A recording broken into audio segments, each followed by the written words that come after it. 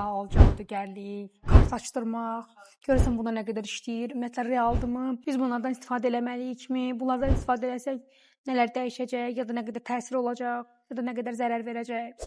İnsanlar adətən elə bilirlər ki, mən bu hər şey boşdur, əsas zehindir deyəndə hansı kitabdan oxuduğum cümləni səsləndirirəm də ki, əsas zehindir, nə bilim belə savadlı zat.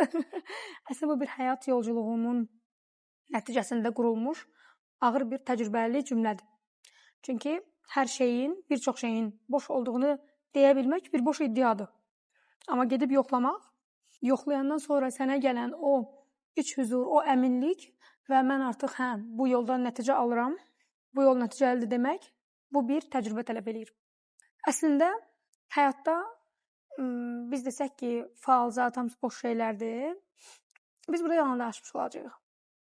Çünki o özü o anki hədəfimizə xidmət eləyir. O anki ali hədəfimizə xidmət eləyir. Məsələn, mən həmin vaxtlar bir çoxunuzun bildiyi üzrə dərin inkişaf məndə borcdan başlayıb və mən həmin vaxt necə pul yollarımı aça bilərəm və borclarımın səbəbi nədir? Nə bilim ki, mənə cadu eləyib ki, mən borclanmışamı tapmaq üçün gedirdim və orada mənə daha gicgicə şeylər deyirdilər və daha da həyat motivasiyam ölürdü. Hətta bir dəfə çox yaxınımın mənə cadu elədiyini dedilər. Güya ki, o qız mənim paxıllığımı çəkir və gedib mənə cadu eləyib ki, mən pul qazana bilməyim.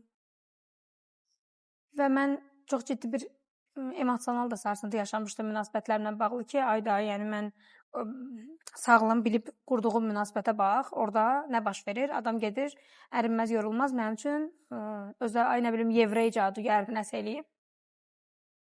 Nəysə, həmin vaxtlarda mənim özümün hədəfim o idi ki, mən gedim onu tapım və təmizləyədim. Amma ali hədəfim o idi ki, mən inkişaf eləyim və mənim inkişaf yolum oralardan keçmək məcburiyyətində idi. Çünki mən gedib görməliydim ki, bu işləmir. Çünki əgər mən gedib bunu görməsəydim, bilirsiniz nə olacaqdı? Mən gedib bunu görməsəydim, illər sonra artıq həqiqi inkişaf eləyəndə içimdə bir şey qalacaqdı ki, bəlkə daha asan yolu var. Bəlkə daha asan, daha heç nəsiz, zəhmətsiz yolu var. Və ağlımın bir tərəfi həmişə bu zəhmətsiz yolu düşünəcəkdi. Amma indi mən oradan yoxlamışam deyə ağlım ümumiyyətlə zəhmətsiz yol düşünmür. Beynim məntiq və ürəkdən sevgi, qəlb səviyyəsində bilirəm ki, bu həyatda hər şeyi dəyişdirməyin ən vacib yolu zehninlə işləmək və həyatın məsuliyyətini götürməkdir. Kraliça, şahzadə, prinsessa olduğuna illərlə özünü inandırmış və bu həyatı əlindən qayandan sonra, hansı ki mən bu həyatın içində doğulmuşdum da və başqa səbəblərdən mənim olmayan, mənə sunulan həyat artıq valideynlərimin əlinə çıxanda və otomatiklə mənə də çıxanda mən ondan sonra təkrar kraliçə olmaq üçün gic-gic şeylər axtarmağa başladım. Və sonra Fidan başa düşdü ki, bu kraliçalıq gözləməklə, başqasının onun həyatını qurtaracağını gözləmək, nə bilim, nəsə olacaq, nə bilim, ya kimisə tapacaq, o hər şeyi düzəldəcək, ya hansısa padruqası gələcək, hər şey çözəcək, ya hansısa coachu, mentor gəlib hər şeyi çözəcək. Nə bilim, nəsə də ümumiyyətlə ya da hansısa bir falçı gəlib çözəcək. Bunun bir qurban rolu olduğunu anladım və qırılma nöqtəsi harda oldu? Çox az pulum qalmışdı və artıq onunla bağlı bir planım yox idi da ki, yəni pul nə edəcəm. Və mənim önümə çıxdı ki, bəs işte bağlı yolların açılması nə bilim, bir neçə rəfiqəm də həmin zamanlardakı rəfiqə deməyək də yaxın çevrəmdə zaten belə şeylərlə maraqlanırdı. Onlar da elə düşünürdülər ki, nə bilim, filan şamı yandırsalar ərlərinə münasibətlər daha yaxşı olacaq. Və mən əlimdəki o pulu həmin tövsiyə olunan adama verdim. Onun mənə tövsiyələri çox gic-gic idi, o da elə onlarla eyni şey demişdi və hamısı bir-birinə bənzər şeylər dedikcə başa çıldırırdım. Fərqli şeylər desəydi özümə inandırardım ki, hamısı başqa-başqa şeylər deyir, yalandır. Amma bir-birinə yaxın şeylər deyəndə havalanırdım ki, bunlar düz deyirlər, hamı yığışıb mənə cavab eləyib. Ondan bir neçə gün sonra qarşıma çox gözəl bir təlim çıxdı. Hətta zehnim türk dilli olduğu üçün mənim üçün türkçə təlimlər daha asandır da və o mənim çoxdandır baxıb bəyəndiyim ingilis dilli bir təlimi gedib öyrənib türkçə keçən bir adam idi. Və mən çox üzüldüm. O endirimdən qarşıma çıxdı, hansı ki o məbləğ məndə var idi. Mən onu heç ala bilmədim. O endirim getdi, sonra mən içimdəki aqressiya əsəbləşib elə bir 10 bloka da atdım. Sanki o mənə verməli idi, verməyib kimi. Və bu dərin dəxilsiz hərəkətlərdən sonra mən özümə söz verdim və ən dəhşətli xarakterimdir bu. Özümə verdiyim sözü poza bilmirəm. İyrənc adamım bu mövzuda. Sərt sərhədlərim və mən özümə ona görə söz vermirəm də ki, məsələn mən özümə söz verirəm ki, gedib hər gün idman eləyəcəm. Bilirəm ki, elə bir söz versəm özümü çırpıb özümü idmana aparacağam və bu yaxşı şey olmayacaq. Amma sərtlərin şeylərdə başım gedib divara dəyəndə özümə dərin sözlər verirəm. Özümə söz verdim ki, bu dəxlisiz, o zamanlar bunun dəxlisiz olduğunu düşünürdüm. Yoluma heç bir qatqısı olmadığını düşünürdüm. Amma indi başa düşürəm ki, o yoldan da keçməli idim də, bayaq izah elədiyim kimi, sonra arzulamayım deyə.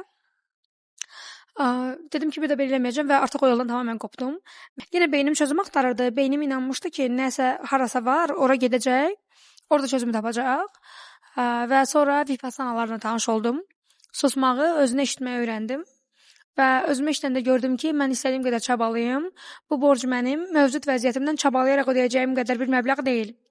Ona görə mənim başqa bir fidan olmağım və başqa gəlirlərlə bunu bağlamağım lazımdır. Və sonra başqa fidanı gelişdirmə yoluna çıxdım.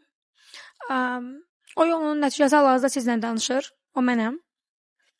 Və bu davam eləyir. Və bu davam eləyəcək. Davam eləyir və davam eləyəcək. Ömrüm boyu mən inkişaf eləyəcəm. Və yoldayıq biz həmişə. İnkişaf həmişə təkcə təlim almaq deyil. İnkişaf bəzən fiziki olaraq daha gözəl olmaqdır, bəzən kilo verməkdir, bəzən kilo almaqdır, bəzən yaxşı bir övlad yetişdirməkdir, bəzən münasibətini daha yaxşı səviyyəyə daşımaqdır, amma bunların hər biri inkişafdır. Və mən artıq inkişafı daha dərindən dərk eləyirəm və bu dərk mənə icazə verir ki, daha içdən və sevgi ilə məsələn bu kontentləri çəkim, içdənliklə və sevgi ilə sizlə söhbətlər eləyim. Ümumiyyətlə mənim üçün proses daha da sevgi dolu və içdən keçir və bu mənə görə çox dolu bir sözdür, içdənlik hiss etmək və məncə illərlə mən özümdən çox bunu bağlamışam və özümə hiss eləməyə icazə verməmişəm deyə. Hətta bir arsız o tarot şeylərinin trend məndə trend vaxtı həmin çevrəmdə də tarot baxan qızlar var idi. Onlardan daha çox soruşurdum ki, mən niyə belə halsızam? Mənim üstümdə nəyin enerjisi var? Nəyi üstümdən qaldırmaq lazımdır? Heç nəyi. Üstündə bir dəfə daha savadlı, daha bilgili bir rəfiqəm mənə dedi ki, dedim səncə mənim üstümdə nə var? Dedi, az özün oturmusan üstündə dur da, dedi. Çox haqlıydı. Özüm çəkmişdim özümə. Yapışmışdım xirtdəyimdən daha yaxşı olmalıdır. Elə indiki gəlirlə bu borcu bağlamalıdır. Göydən pul özünə çəkməlidir. Gic-gic şeylərə inandırmışdım özümə. Sonra dayandı. Və mən hal-hazırda öz münasibətini, sağlamlığını, çevrəsini, pulunu ən yaxşı səviyyədə hiss etdiyimi düşünürəm və bunu hiss edən biri olaraq deyirəm ki, həyat siz zehninizlə, özünüzlə birləşəndə başlayır. Həyat evdən başlayır. Evdən uzaqda biz yaşaya bilmirik.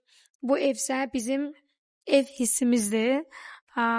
Evin dörd divardan, bir çatıdan, hətta uşaq fidanın ağlı ilə bahalı mebellərdən, ən yaxşı dizaynlardan ibarət olmadığını dərk eləyəndən sonra yaşamım başladı. Yaşamımız evdə başlayır.